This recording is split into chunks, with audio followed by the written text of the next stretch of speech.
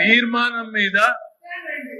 తీర్మానం మీద వారి అభిప్రాయం ఏంటి? దీన్ని ఏకాభిప్రాయంతో ఆమోదిస్తున్నారా లేదా?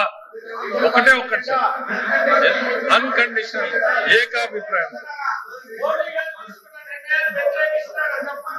ప్లీజ్ ఏం మాట్లాడతారో అర్థం అవట్లేదు. నేను మాట్లాడే భాష ఏంటి, మీరు మాట్లాడుతుంది మీకు వ్యతిరేకంగా ఇవ్వాలన్నదో నేనేం చెప్పాను? ఇప్పటికైనా 50 లక్షల కోట్ల రూపాయలు వసూలు చేసిన తర్వాత 8 సంవత్సరాలు అయిన తర్వాత ఇప్పటికి పరివర్తన చెంది ఆ శ్రీరామచంద్రుడు వెంకటరామమూర్తి గారు ఆలోచించారు, చాలా సంతోషం అని చెప్పాను. తప్ప కూర్చోండి, తప్ప అధ్యక్షుడు ఏ అధ్యక్షుడు తీసేది? సార్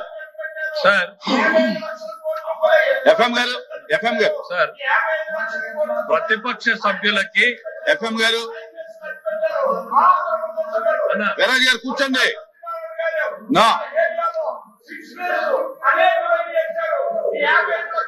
నేను చెప్తాను. ఏమండి వీర్రాజు గారు, మీరు పర్మిషన్ లేకుండా సార్, బొత్స సత్యనారాయణ గారు బిఎస్సిలో మాట్లాడుతూ ఈ తీర్మానాన్ని మేము వ్యతిరేకిస్తాం అన్నారు. సభలో ప్రవేశపెట్టాము.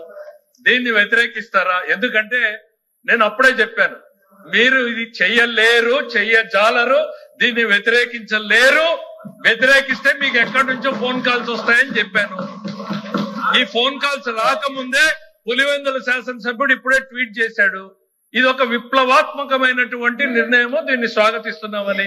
బొత్స సత్యనారాయణ గారు ఇప్పటికీ బిఎస్సీలో చెప్పిన మాట కట్టుబడి ఉన్నారా? ఇప్పుడు ఈ తీర్మానాన్ని ఆమోదిస్తారా, వ్యతిరేకిస్తారా చెప్పమని నేను కోరుతున్నాను. Those who are against, please say no. I say it. The resolution is approved, adopted. Sir లేదు సార్, ఇంకా అయిపోయింది.